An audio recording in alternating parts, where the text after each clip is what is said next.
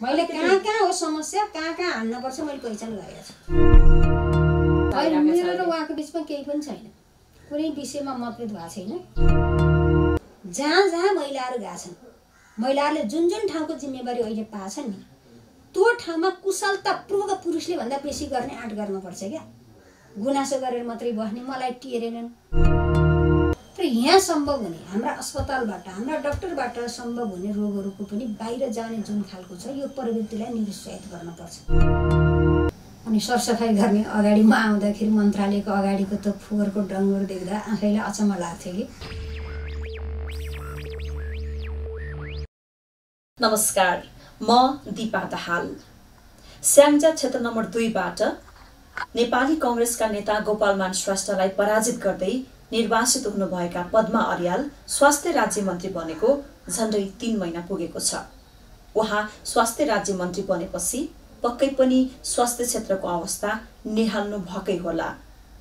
स्वास्थ्य क्षेत्रको चुनौती के छ, यसका सम्भावनाहरू के छन्, यी र यस्तै विषयमा छलफल गर्न आज हामी उहाँको निवासमा आइपुगेका छौं। यहाँलाई देश संचार टिममा स्वागत छ। हस्, धन्यवाद। कसरी बितिराखेका छ दिनहरू? सुरुका दिनहरूमा मैले धेरै बुझ्ने समय राखिनँ। 10-15 दिनमा मैले मन्त्रालयलाई सबै बुझ्ने प्रयत्न गरेर बुझेँ। त्यसपछि मैले 15 दिन पछिबाट काम स्टार्ट गरेँ। हुन त सुधारकै कुरा त म गएको तेस्रो दिनबाटै स्टार्ट गरिदिएँ। जस्तै टुबाको रहित मन्त्रालय घोषणा गरेर हामी अगाडि बढ्यौँ। अनि सरसफाइ गर्ने अगाडि म आउँदाखेरि मन्त्रालयको अगाडिको त फोहोरको डङ्गुर देख्दा आफैलाई अचम्म लाग्थ्यो कि। त्यो फाल्नको निम्ति 3 रात लाग्यो। त्यसरी त्यो फोहोर घटाइयो र मैले त्यहाँका भित्री मोटामोटी बुझ्न पर्ने। बुझ्न त जति बुझे नै सकिँदैन, अझै पनि धेरै बुझ्न बाँकी छ। तर काम सुरु गर्नको निम्ति कहाँबाट कसरी गर्ने भन्ने सन्दर्भमा मैले अलि छोटो समयमै यसलाई छिटो बुझ्नुपर्छ भनेर म बुझ्ने काममा लागेँ र मैले 15 दिनपछि एक्सन प्लान बनाएर काम स्टार्ट गरेँ। अब यो बिचमा कति काम गर्न सकियो, कति काम गर्न सकिएन, त्यो पब्लिकली सबैले बुझ्ने कुरा हो। मैले यति धेरै गरेँ भनेर भन्नुपर्ने कुरा छ जस्तो लाग्दैन। तर मैले सँगसँगै के कुरा लगेँ भने एउटा नीतिगत कुरा पनि मैले सँगसँगै लगेँ, सुधारका कुरा पनि सँगसँगै लगेँ।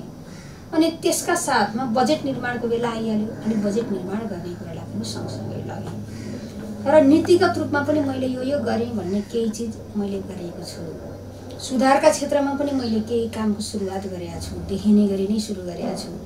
र बजेटको सन्दर्भमा पनि बजेट स्वास्थ्यको तुलनात्मक रूपमा राम्रो हो भन्ने म्यासेज मैले दिएको छु।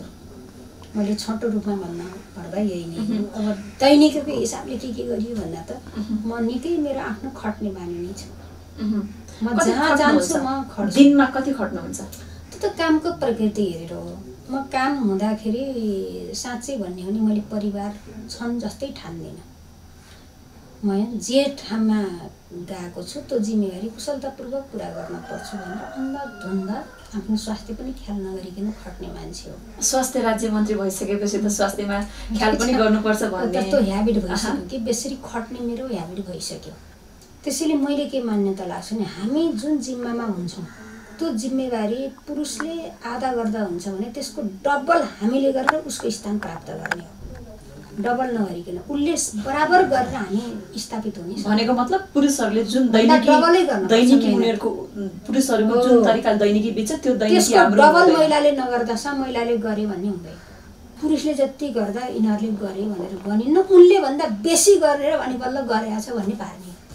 प्रतिस्पर्धामा त सुधार, प्रतिस्पर्धा नहुँदासम्म एकदम सहयोग गर्ने। जब प्रतिस्पर्धी क्षमताको विकास गरेर अब समकक्षीको प्रतिस्पर्धा हुन थालेपछि खुट्टा तान्नु गाह्रो हुन्छ।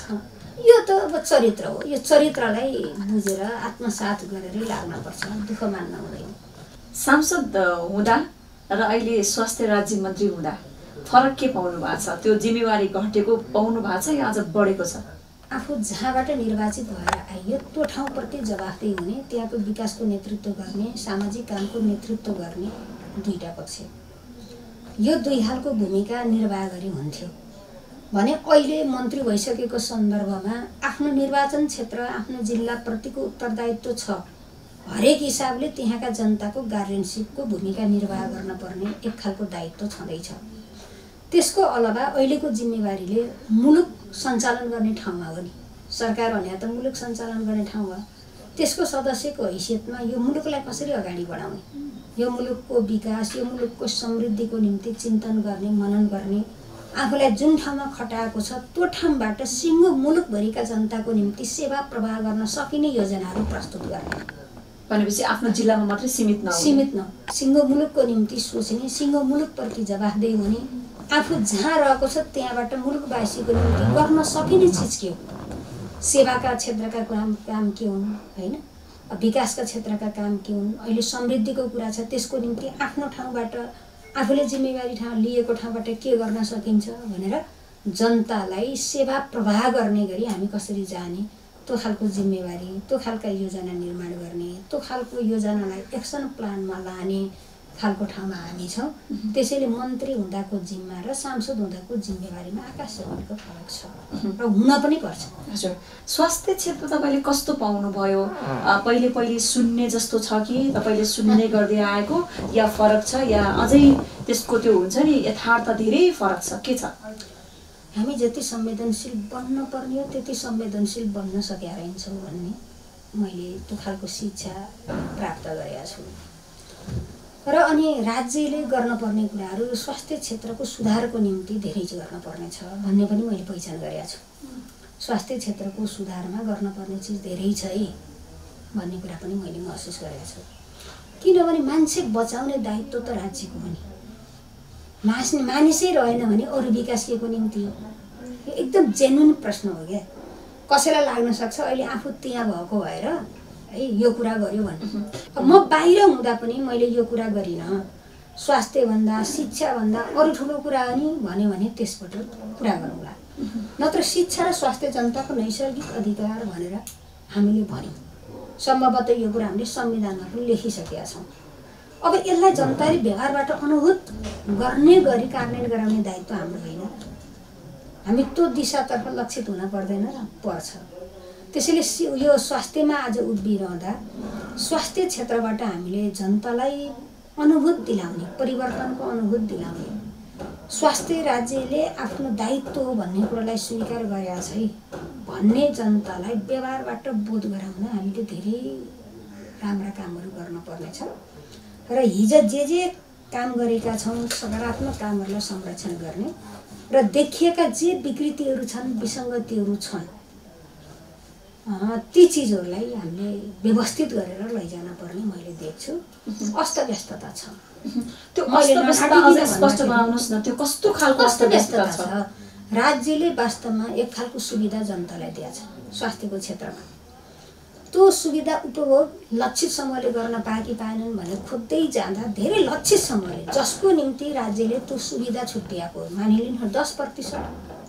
आज 10% उपभोग गर्नेहरू हामीले जुन निम्नवर्गीय गरिबको रेखा मुनिका मान्छेको निम्ति भनेर छुट्याएको नि, तर तिनले भन्दा पनि टाठाबाठा जसले राज्यले यो सुविधा दिएछ भनेर बुझेको छ त्यही बुझेकोले उपभोग गरेको छ, जसको निम्ति उसले बुझेकै छैन कि। त्यसैले यसलाई बुझाउन पर्ने एउटा कुरा। अनि दोस्रो कुरा, हामीले 70 प्रकारका औषधिहरू निःशुल्क भनेर राज्यले घोषणा गर्यो।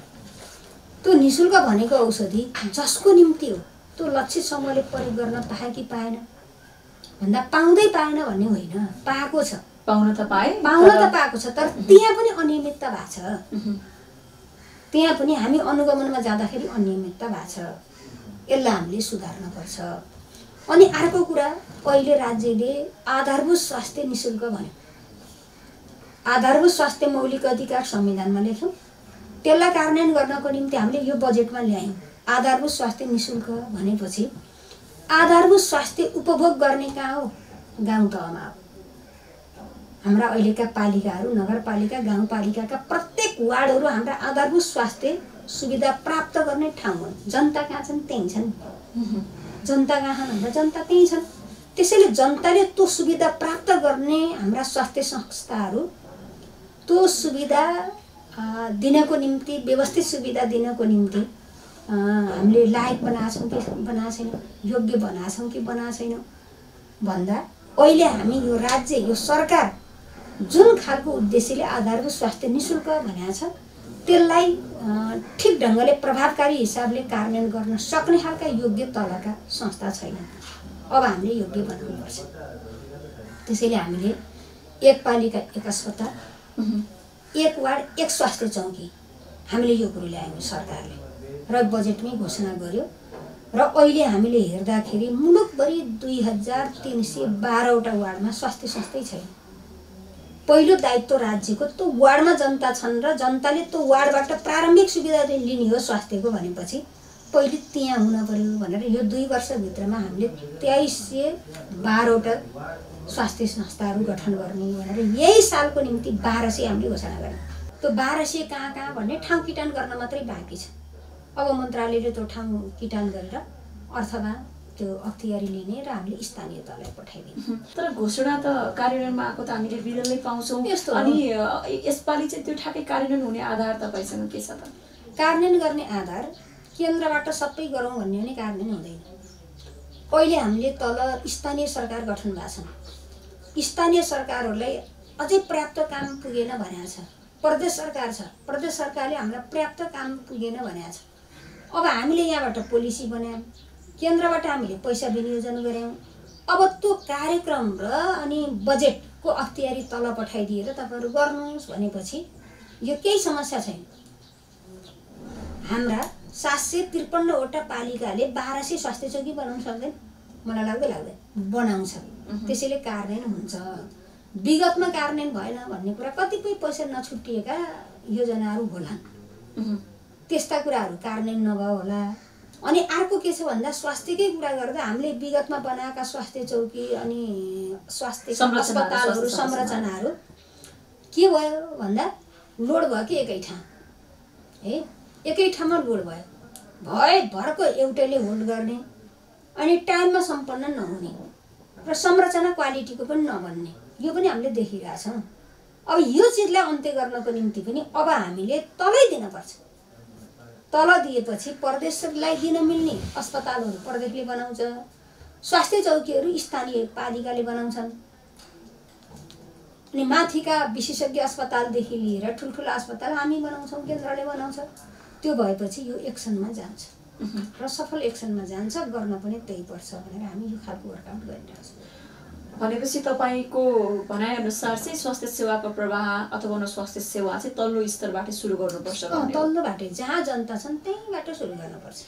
वीर अस्पताल सबै जनता आउन सक्दैन, टिचिङ अस्पताल सबै जनता आउन सक्दैन, भरतपुरको क्यान्सर अस्पताल सबै जनता जान सक्दैन, पोखराकै अब क्षेत्रीय अस्पताल सबै जनता आउन सक्दैन। एबिसिडी मुलुकभरिका खास अमुक जुन अस्पताल छन् त्यो ठाउँमा सबै तल गाउँ लेभलको जनता आउन सक्दैन कि।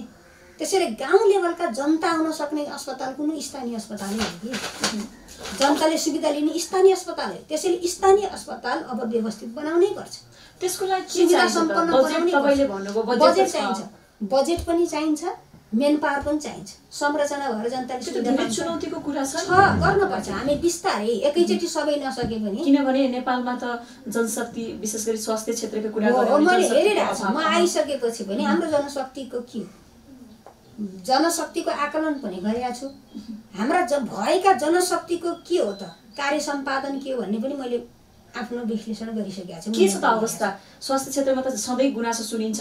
एउटा कुरा के छ भने हामीले जति दरबन्दी क्रिएट गरेका छौँ दरबन्दी अनुसारको चिकित्सक पुर्याउन सकेका छैन। दरबन्दी छ तर चिकित्सकको सङ्ख्या त्यो पुग्न सकेका छैन, एउटा कुरा।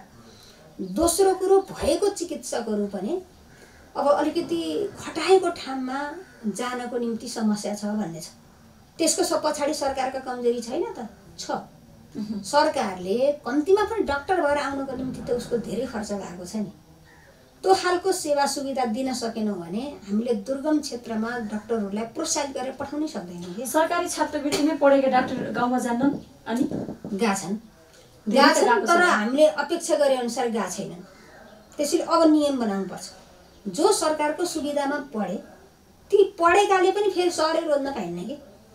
हामीले सरकारी छात्रवृत्तिमा पढेकाहरूले निम्नतम पनि यति गाउँमा सेवा गर्न पर्ने भनेर एउटा मापदण्ड बनाइदियौँ भने त्यहाँ त गएर बस्नुपर्छ नि। राज्यलाई योगदान गर्ने उहाँले, जब राज्यले उहाँहरूको निम्ति योगदान गर्यो भने राज्यलाई उहाँहरूले योगदान गर्न पर्दैन र? पर्छ। तर पढेर आइसकेपछि उहाँले नि मुकामै खोज्ने, उपत्यकै छोड्न नचाहने। यो कुरालाई अन्त्य गर्नको निम्ति एउटा कुरो सेवा सुविधामा वृद्धि गर्ने कुरा, दोस्रो कुरो राज्यको लगानीबाट पढेकाले राज्यलाई पनि केही योगदान गर्नुपर्छ है भन्ने मान्यता स्थापित गर्दै मापदण्ड बनाउने कुरा, अनि तेस्रो कुरो हामीले रोटेसनलाई पनि ख्याल गर्नुपर्छ। यति समयभन्दा बेसी उपत्यकामा बस्न नपाइने भन्ने बनाइदियौँ भने रोटेसनमा सबै पुग्छ कि सबै ठाउँमा। दुर्गममा बसेकोले सहरको अवसर नि पाउँछ, सहरमा बसेकोले दुर्गमको अनुभव पनि गर्न पाउँछ। हामी यो खालको वर्कआउट गरेर व्यवस्थित गर्नुपर्छ भन्ने दिशामै छौँ। गर्न सकिन्छ, चुनौती त कहाँ छैन र? जटिलता त जहाँ पनि छ नि। तर यो जे व्यथिति छ, व्यथितिलाई तोड्ने हो भने, हामी व्यवस्थित हुने हो भने, स्वास्थ्य सेवालाई प्रभावकारी ढङ्गले कार्यान्वयन गर्ने, जनताले अनुभूत गर्ने ठाउँमा पुर्याउने हो भने हाम्रा व्यथिति, हाम्रा चुनौतीहरूलाई सामना गर्दै हामी नयाँ एउटा एक्सन प्लान गराएर जानुपर्छ र जान सकिन्छ, मलाई त विश्वास। अब तपाईले यो बीचमा स्वास्थ्य बिमाको अवस्थालाई निहाल्नु भयो कि भएन, कस्तो छ? किनभने यो त त्यही तपाईले तल्लो स्तरसम्म जनतालाई स्वास्थ्य सेवा पुर्याउनु पर्छ भन्नुभयो, त्यसैको लागि भनेर यो बिमा ल्याइएको थियो। बिमा कार्यक्रम के छ अवस्था? बिमा कार्यक्रम प्रभावकारी ढङ्गले परिचालित भएको छ, तर के समस्या पनि देखिया छ। कस्ता छन् ती समस्या चाहिँ? के हुन् ती समस्या? के देखिया छ भने नि अलिकति हामीले यो बिमा के हो भनेर यसको अवेरनेसका कार्यक्रममा कमजोरी देखिए। भनेपछि यसबारे चेतना छैन। यसको महत्त्व के हो भन्ने नबुझेपछि मान्छे त्यसको उपयोग गर्न सक्दैन।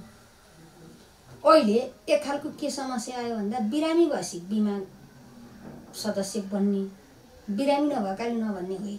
अब यसलाई, यो बिमालाई टिकाउन र प्रभावकारी बनाउन मलाई लागेको कुरा के हो भने अनिवार्य बिमा त हामीले भन्यौँ, यो मन्त्रालयले अहिले अगाडि बढाएको, मैले हो नि त्यो कार्यक्रम बनाएको, त बजेट बनाएको, अनिवार्य नेपाली नागरिकलाई अनिवार्य बिमाको दायित्व सम्बन्धी अब हामीले गर्नुपर्ने चिज के छ? सक्नेले बेसीतिर, नसक्नेले कमतिर, सक्दै नसक्नेको राज्यले दायित्व बोकेको।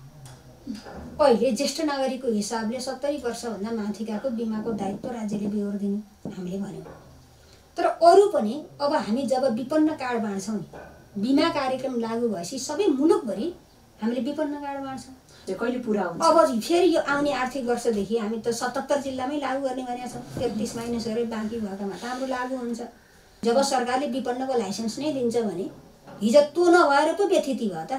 विपन्नको नाममा राज्यले सुविधा दिने, सम्पन्नले खाने, विपन्नले थाहै नपाउने, त्यो स्थितिको अन्त्य गर्ने पनि यो विपन्न कार्डको वितरणबाटै हो कि। अब हामीले यो बिमासित जोडेर त्यो वितरण भइसकेपछि जो नसक्ने हो, जो विपन्न हो, तिनको राज्यले के गरिदिने, सम्पन्न अलि ठिक्क तिर्नेको ठिक्क तिर्नेले तिर्ने, त्यो स्तरको गर्नु पर्यो, बेसी सक्नेले बेसी तिर्छन्। त्यो भएपछि यो बिमाको कार्यक्रम दिगो हुन्छ। नत्र मल लाउँदा गर्ने, मल नलाउँदा नगर्ने भने बिमा दिगो बन्दैन। अनि स्वास्थ्य सेवा बिमाको सेवा लिनको लागि त फेरि जनता त फेरि वीर अस्पतालै आउनुपर्ने अवस्था छ अहिले पनि। वीर अस्पतालमा मात्रै होइन, अरू ठाउँमा पनि छ अहिले। अब हामीले जुन एक पालिका एक अस्पतालको अवधारणा ल्याएको छौँ नि, अब हामी त्यहाँबाट लिने बनाइदिने हो कि आफ्नो पाएक पर्ने अस्पतालबाट स्वास्थ्य बिमाको उपभोग गर्ने त्यो सुविधा जनताले। भनेपछि सबै प्रकारका जति पनि बिमामा तोकिएको रोगहरूको उपचार छ त्यो चाहिँ अब गाउँपालिकामै पाइन्छ त? पाउनुपर्छ, हाम्रो लक्ष्य त्यही हो। अहिले गाउँपालिकाको सबै ठाउँमा अस्पताल नबन्दै गर्दा कम्तीमा पनि जिल्ला अस्पतालबाट पाउँदा नि हुन्छ नि। जिल्ला अस्पतालसम्म अहिले व्यवस्थित गरेर जानुपर्छ, भोलि पालिकाबाटै लिने बनाउनुपर्छ। त्यसको चुनौती त फेरि जनशक्ति र उपकरण भौतिक पूर्वाधार पनि होला। अब आँटेपछि सरकारले कार्यक्रम घोषणा गरेपछि गर्नुपर्छ। हिजोको मेन पावरले त ठेक्दैन नि, हामी त वृद्धि गर्नै पर्छ। सरकारले चाहिँ उपचारको क्षेत्रमा धेरै लगानी गर्यो। 10 प्रकारका रोगहरूलाई चाहिँ के गरेछ त सरकारले अनुदान जस्तो केही रकम बराबरको सेवा निशुल्क दिन्छ। यो तपाईलाई लाग्छ यो प्रभावकारी छ? त्यसको समाधान पनि विपन्न कार्डले गर्छ भन्ने लाग्छ कि मलाई। सबैलाई दिन त पर्दैन नि त, नसक्नेलाई दिने हो कि। मान्छे उपचार गर्न नसकेर मर्न नपरोस्, यही हो कि राज्यको। राज्यको उद्देश्य के हो, पैसा राज्यको नभएको लक्ष्य- कारणले गर्दाखेरि राज्यको लक्ष्य के भन्दा पैसाको अभावको कारणले मान्छे रोग लाएर मर्न नपरोस् भन्नको निम्ति हो नि यो बनाएको। आम नागरिकलाई भनेर गइयो भने त साध्यै हुन्न कि, साध्यै हुन्न। कसरी सक्छ? आम नेपालीलाई स्वास्थ्य सुविधा सबै निःशुल्क गरिदिए राज्य चल्छ? चल्दैन, सक्दै सकिन्न। त्यसलाई अब जे कुराले व्यवस्थित गर्ने हो व्यवस्थित गर्नुपर्छ। गुनासो छ, हामीले राज्यले छुट्यायो पाएनौँ भन्ने पनि छ, अस्पतालहरूले हामीले सुविधा दियौँ हामीलाई स्वास्थ्य मन्त्रालयले भुक्तानी दिएन भन्ने पनि छ, सबै छ, मैले सुनेकै छु। अहिले मृगौला क्यान्सरको बिरामीले त सहुलियत पाइरहेको छ, त्यस्तै अर्को जटिल रोग लागेको व्यक्तिले त फेरि त्यहाँ छैन भने लिस्टमा त्यो रोगको नाम छैन भने त उसले नपाउने अवस्था छ। त्यस्तो भएपछि त त्यो नागरिकले पनि त आफूलाई विभेद भएको अनुभव गर्छ होला नि। विभेद गरे जस्तो भयो। सबै प्रकारका रोगहरूलाई निःशुल्क भनेर अहिले राज्य चल्नै सक्दैन। बजेट पनि हुनु पर्यो, ढुकुटीले पनि भ्याउनु पर्यो, हामी चल्नै सक्दैनौँ। त्यही भएर अहिले कम्तीमा पनि हामीले गम्भीर रोग भनेर भनेका, गम्भीर प्रकृतिका रोग भनेर जे कीटाणु भएका छन् ती रोगहरूको निःशुल्क भने अब हामीले गर्नुपर्छ। त्यही पछि राज्य सबल हुँदै जाँदा है, राज्य धनी बन्दै जाँदा सबैलाई सबै खालका रोगलाई फ्री गरिदिनु पनि त सक्छ नि। तर आजको कन्डिसनमा हामी सक्छ। सरकारले आफ्नो ठाउँमा स्वास्थ्य सेवा प्रवाह गरि नै राखेको छ र कोसिस गरिरहेको छ। तपाईँहरूको कार्यकालमा अझ राम्रो हुन्छ भन्ने हामीले अपेक्षा गर्ने हो। तर एउटा चाहिँ सबैभन्दा ठुलो समस्या अहिले के देखिएको छ भने निजी क्षेत्रको स्वास्थ्य सेवा जसरी प्रभाव भइरहेछ त्यसबाट मानिस असन्तुष्ट छन्, कतिले त लुटिएको पनि अनुभव गर्छन्। मैले पनि अनुगमन गरेँ, मैले सरकारी पनि अनुगमन गरेको छु, प्राइभेट पनि अनुगमन गरेको छु। के पाउनु भयो त? सरकारीका समस्याले पहिचान गरेको छु, प्राइभेटका नि गरेको छु। अनि प्राइभेट सेक्टर र सरकारीको बिचमा जुन खालको द्वन्द्व छ यो द्वन्द्वले हामीलाई ठिक ठाक पुर्याउन्न कि। त्यसैले अब यसलाई समन्वय गर्नुपर्छ भनेर मैले प्राइभेट सेक्टरहरूको बसाइ पनि राखेँ। छट्टै समयमा छलफल गर्नुभयो। छलफल गर्दाखेरि उहाँहरूका समस्या के हो मैले सबै सुनेको छु। मैले त्यो लिपिबद्ध गरेर पनि राखेको छु। सरकारसित उहाँहरूका अपेक्षा के छन् भन्ने पनि मैले टिप्पणी गरिसकेको छु। अब हामी एउटा दुईटा बसाइमा त्यसलाई टुङ्गोमा पुर्याउनु पर्ने स्थिति थियो। त्यसको लगत्तै बजेट बनाउनु पर्ने बेला आयो। अनि बजेट बनाइयो। बजेट भइसकेपछि अलिकति मन्त्रालयभित्र केही फेरबदलका कुरा पनि भए। त्यसले गर्दा त्यो अहिले ब्रेक लागेको छ। मैले त्यो विषयलाई अगाडि बढाइरहेको छैन। तर हामी मिलेर प्राइभेट सेक्टर र सरकारी सबै मिलेर नै जनतालाई सेवा गर्नुपर्छ भन्ने छ। प्राइभेट सेक्टरलाई सरकारको जे दर रेट छ त्यसमै आऊ भनेर भन्न सकिँदैन। किनभने उनीहरूको सरकारकोमा त सरकारको केही लगानी परेको छैन, केही न केही जति भए पनि लगानी त परेको छ। तर प्राइभेटमा हाम्रो लगानी त छैन। हामीले उहाँहरूलाई पनि अनुमति दिने कुरा मात्रै गरिएको छ। त्यसो भएको हुनाले फरक फरक खालको दर रेटलाई एउटै बनाइदिने, प्राइभेटको पनि कहाँ के फरक छ नि र धेरै गुनासो धेरै टिप्पणी पनि उठिरहेछ। त्यसलाई प्राइभेटहरूको सरकारले एउटै दर रेट कायम गरिदिने, शुल्क सम्बन्धी एउटै ल है सबै प्राइभेट सेक्टरहरूको यो है भनेर एउटा दर रेट कायम गरिदिने, सरकारी जतिकै एउटा दर रेट कायम गरिदिने। तर ती प्राइभेट सेक्टरले त हाम्रो आफ्नो उपकरण आफ्नो डाक्टरको क्षमता दक्षता अनुसार फरक शुल्क हुन्छ, फरक हामीले त्यो सेवा दिए अनुसारको शुल्क लिनुपर्छ भनेर दाबी गरिराखेका छन्। त कसरी यो सम्भव होला त, सफल होला? निम्नतम चिज त्यो उहाँहरूसित बसेर छलफल गरेरै गर्ने हो। सरकारले यताबाट तोकदिएर हुन्न। उहाँहरूसित बस्ने, प्राइभेट सेक्टरसित छलफल गर्ने, उहाँहरू सहित बसेर निर्णय गरेपछि सबैको निर्णयप्रतिको अपनत्व हुन्छ कि मैले सहभागी भएर मैले गरेको निर्णय हो भन्ने अनुभूत हुने गरी लाग्छ। त्यसपछि कार्यान्वयन हुन्छ भन्ने अपेक्षा।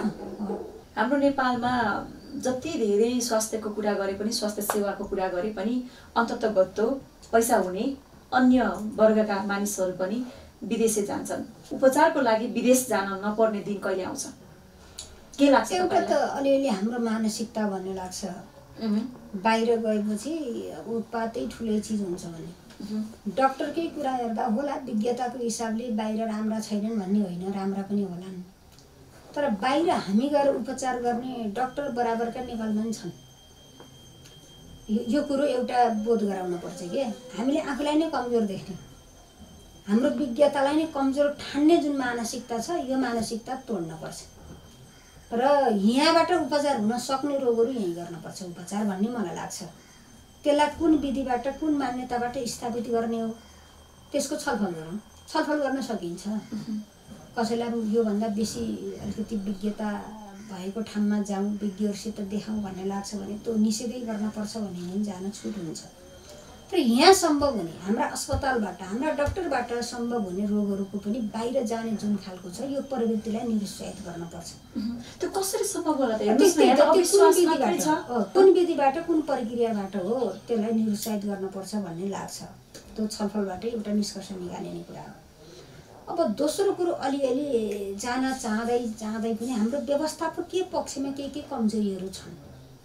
त्यो व्यवस्थापकीय कमजोरी देख्दाखेरि गएर अलिक सहज ढङ्गले बेडमा सुत्न नसक्ने, हैन, राम्ररी डाक्टर नबोल्ने, नर्सले व्यवहार राम्रो नगर्ने, यी चिजहरूलाई पनि हामीले यो सानो अवेरनेस, यो सानो हो कि साना सुधारका कामबाट समाधान हुने विषय हो।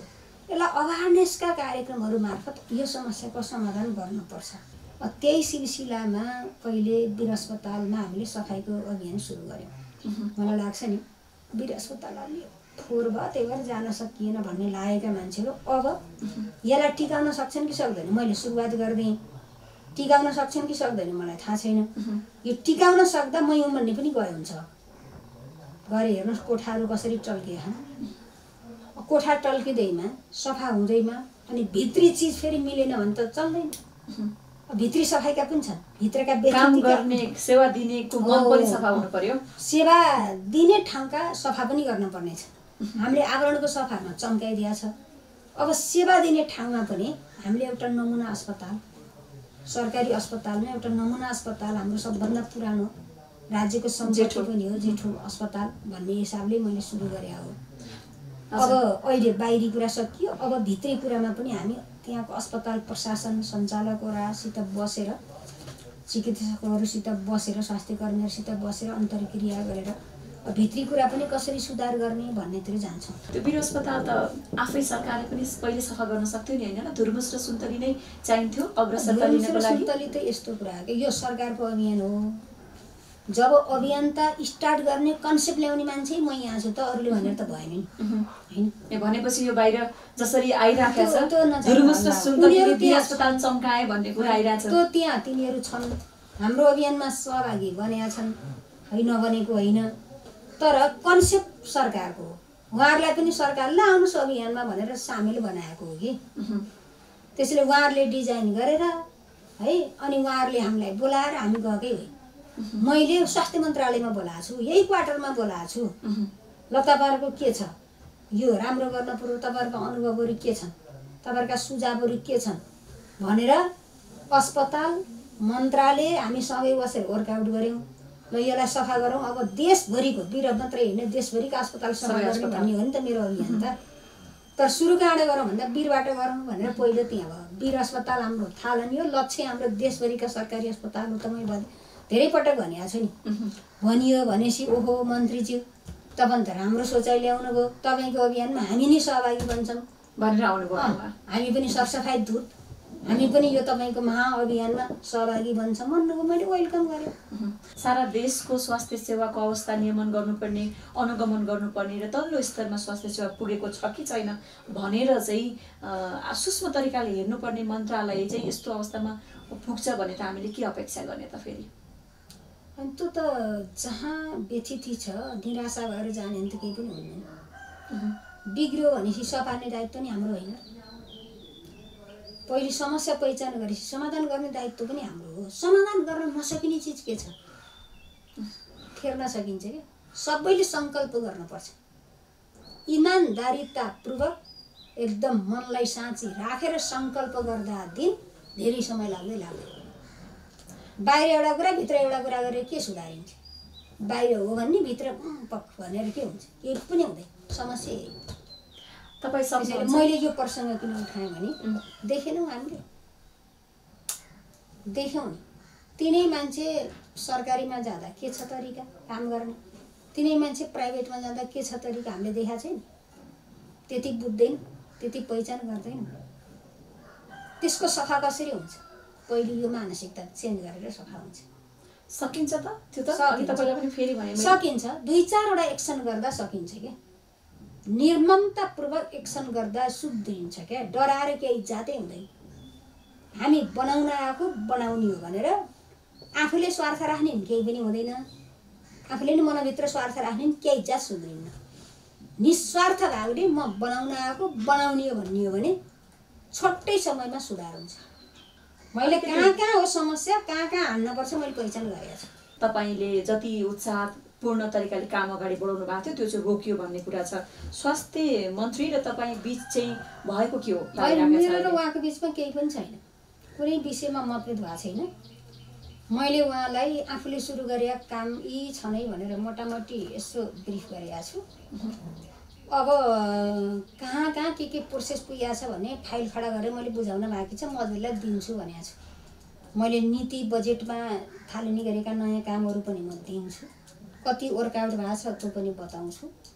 अरू पनि जे सुधारका क्षेत्रका काम हुन् कहाँ कहाँ पुगेको छ म तपाईँलाई लिखित रूपमा सबै बुझाउँछु है भनेर मैले भनेको छु। मैले बुझाउन भ्या छैन। म यो बिचमा अलिकति निर्वाचन क्षेत्र जिल्ला केन्द्रित भएर केही कार्यक्रम बर्खामा जान सकिन्न भनेर बजेटपछि म जिल्लातिर अलिक बेसी गएँ। त्यही निर्वाचन क्षेत्रको भ्रमणमै केन्द्रित भएर म आएको छु। मैले उहाँलाई बुझाउँछु। अब राम्रा कामको थालनी जसले गरे पनि अगाडि बढ्छ र बढ्नुपर्छ, त्यो सरकारको काम हो।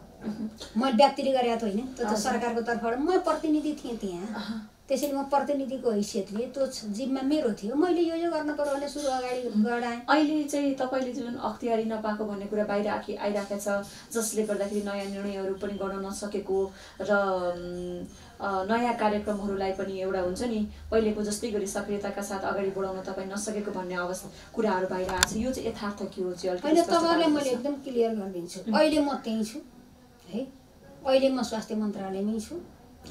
अब मेरो आफ्नो व्यवस्थापनको कुरा सोच्ने भनेको नेतृत्वले हो। हिजो जसले ल्यायो उसले अबको व्यवस्थापन के हो भनेर नेतृत्वले सोच्नुहुन्न भन्ने मैले ठानेकै छैन, सोच्नुहुन्छ। अब मेरा बिचमा मेरो र नेतृत्वको बिचमा नि कुरा भएकै छन्, कुनै समस्या छैन। अब त्यहीँ बस्ने परिस्थितिमा म फरक ढङ्गले काम गर्छु होइन। मैले स्टार्ट गरेका मैले देखेका सपना पुरा गर्ने गरी म अगाडि जान्छु। अब त्यहाँ बस्ने परिस्थिति नभन्दा म जहाँ हुन्छु त्यहीँबाट गर्छु भनेपछि अहिले कुनै त्यस्तो मन्त्री र मेरा बिचमा डिबेट भएर काम अगाडि बढाउन केही छैन। बरु बसेर संवाद गर्ने टाइम मिलेको छैन। म बल्ल अस्ति साँझ आएँ, हिजो सदन गएँ। अब आज स्वास्थ्य मन्त्रालयकै जवाफ दिने छ। अब हाम्रा बिचमा कसरी अगाडि बढाउने भन्ने संवाद यो बिचमा हुन सकेको छैन।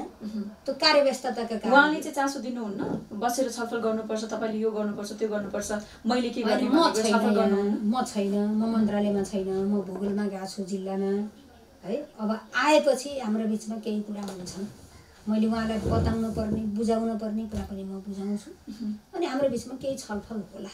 अहिले त्यस्तो बाहिर जे चर्चा चलेको छ त्यो हाम्रो भेटघाटै भएको छैन, छलफलै भएको छैन, नमिलेको भन्ने चाहिँ होइन। एउटा महिलाले नेतृत्व लिँदाखेरि कुनै पनि तहको त्यहाँ चाहिँ समस्या के आउँदो रहेछ, चुनौती के आउँदो रहेछ, हुन त तपाईँले अघि अलिकति भन्नु पनि भएको छ सुरुवातमा, त्यो चाहिँ अलिकति अझै स्पष्ट पारिदिनुहोस् न। के रहेछ तपाईँ स्वास्थ्य मन्त्रालय भोगेपछिको कुरा? स्वास्थ्य मन्त्रालय भन्दा नि म त हिजोदेखि विभिन्न संस्थाको नेतृत्व गर्दै आएको छु। सबै ठाउँमा के भने नि आफूले काम नदेखाउँदासम्म, कामले व्यवहारले पुष्टि नगर्दासम्म नेतृत्व स्वीकार्न गाह्रै हुन्छ। नेतृत्व स्वीकार्न हाम्रो जे मानसिकता छ नि गाह्रै हुन्छ। त्यसैले नेतृत्व स्वीकार्न बाध्य कतिखेर हुन्छ भन्दा अरूले भन्दा बेसी काम गरेर देखाउँदा नै नेतृत्व स्वीकार गर्ने बाध्य हुन्छ के। त्यसको लागि यसलाई सहज लिएरै महिलाहरू अगाडि बढ्नुपर्छ भन्ने लाग्छ कि हिजोदेखि त्यही सिकाए त्यही मानसिकता बनिएको छ। अब आज कहाँ एकाएक जान्छ र? त्यही हिजोको तुलना त आज त धेरै महिला मैत्री वातावरण बनिएको छ। यो त हाम्रा सङ्घर्षले भएकै नै हो नि। हाम्रा अग्रजहरू हामी संलग्न भएर सङ्घर्ष गऱ्यौँ र भएको। तर हामीले राज्य सत्ताको जसरी परिवर्तन गऱ्यौँ नि त्यही अनुसार मानसिकता परिवर्तन भएको छैन। अब मानसिकता परिवर्तनको निम्ति फेरि हामी लड्नुपर्छ कि त्यो लड्ने भनेको बन्दुक उठाएर होइन। जहाँ जहाँ महिलाहरू गएका छन्, महिलाहरूले जुन जुन ठाउँको जिम्मेवारी अहिले पाएछन् नि त्यो ठाउँमा कुशलतापूर्वक पुरुषले भन्दा बेसी गर्ने आँट गर्नुपर्छ क्या। गुनासो गरेर मात्रै बस्ने, मलाई टेरेनन् भन्ने के गर्ने, जबरजस्त भूमिका लिने, जबरजस्त भूमिका खोज्ने, प्लान बनाउने र एक्सनमा जाने र अब्बल हुने हो कि। यसरी मानसिकता सक्दा रहेछन् भन्ने कुरो हिजो तपाईँ स्थानीय चुनाव अगाडिको सुन्नुहोस् त, पार्टीका कार्यक्रममा संस्थाका कार्यक्रममा खै महिलाहरू महिलै छैनन् गाउँमा भन्थ्यो। अहिले स्थानीय चुनावमा जब महिलाहरू त्यत्र उठाउने त रहेछन् नि त, अहिले त हरेक ठाउँको नेतृत्व गरेर बसेका छन्, क्षमता वृद्धि भएको छ। जिम्मै नदिइकन अगाडि नै नसारिकन नेतृत्व विकास हुन्छ। जिम्मेवारीले क्षमताको विकास पनि गर्छ, नेतृत्वको विकास पनि गर्छ, क्षमताको विकास पनि गर्छ। तपाईँलाई केही भूमिकै नदिएपछि तपाईँले के पढ्न पर्यो त, के सोच्न पर्यो, अरूसँग के संवाद गर्न पर्यो, जरुरी नै छैन। तपाईँलाई जिम्मा दिएपछि यो काम कसरी गर्ने होला भनेपछि अरू सिनियरसित यसले राम्रो राय दिन्छ कि भन्ने आफ्नो मनले खन्याएका मान्छेसित बुझ्नुहुन्छ, सोच्नुहुन्छ, त्यसको आवश्यक डकुमेन्टहरू कलेक्सन गर्नुहुन्छ, पढ्नुहुन्छ र नै त्यो काम गर्न सकिन्छ। अनि एउटा काम सम्पन्न भएपछि आत्मबल पनि बढ्छ। मैले यो गरेँ है, गर्न सकिँदो रहेछ भन्ने आत्मबलको विकास हुन्छ कि। अनि आत्मबलको विकास गर्दै गर्दै गएपछि मैले जे पनि गर्न सक्छु भन्ने ठाउँ पुगिन्छ। नत्र सक्दिनँ कि भन्ने, लिन पनि डराउने, दिन पनि डराउने। यसले सक्दैन भनेपछि सक्दिनँ कमजोर मानसिकता बन्दै जान्छ। अहिले स्थानीय चुनाव पूर्व हाम्रा जे मानसिकता थिए त्यो मानसिकतालाई स्थानीय चुनावमा महिलाहरूको उपस्थितिले खण्डित गरिदियो। अहिले यसो हेर्दा एकाध मान्छे हामीले अपेक्षा गरे अनुसार चलेको छैन होला, तर समग्रमा भन्दाखेरि तुलनामा महिलाहरूले क्षमताको विकास गरेर अगाडि बढिरहेछन्, कुशलता देखाइरहेछन्, इमान्दारिता देखाइरहेछन्। यो हाम्रो निम्ति धेरै प्लस कुरा हो भन्ने ठान्छु। हस्, यहाँलाई धेरै धेरै धन्यवाद। फेरि कुराकानी गरौँला। हस्, थ्याङ्क यू।